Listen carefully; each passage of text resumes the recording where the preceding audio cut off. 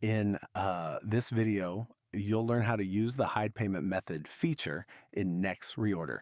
We'll first explore the different sections on this page and then create a practical rule by hiding Shopify payments for customers outside the United States. Let's get started. At the top, you'll find the rule name field. This is a required field. Enter a descriptive name so you can easily identify and manage your rule later. On the right is the rule status.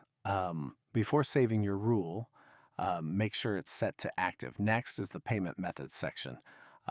This is where you select the payment method you'd like to hide.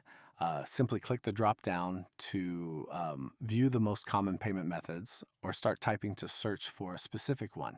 Once you find the payment method, just click it to add it to your rule. For this example, I'll select Shopify Payments. Now let's look at the conditions section.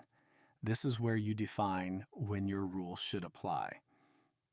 Nex Reorder provides 3 condition categories. General rules include common conditions such as customer details, cart value, shipping location, and discounts.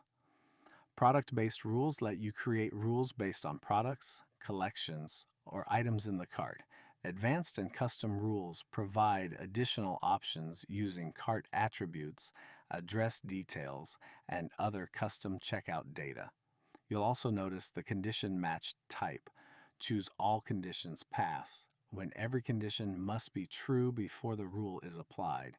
Choose any condition pass when the rule should apply if at least one condition matches. For this example, we'll keep all conditions pass selected. Now let's create the rule.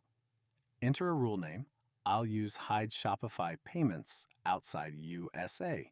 Click Add Condition, select Shipping Country, choose the operator is not one of, then select United States. This means Shopify payments will be hidden for every shipping country except the United States. Finally, make sure the rule status is active, then click Save.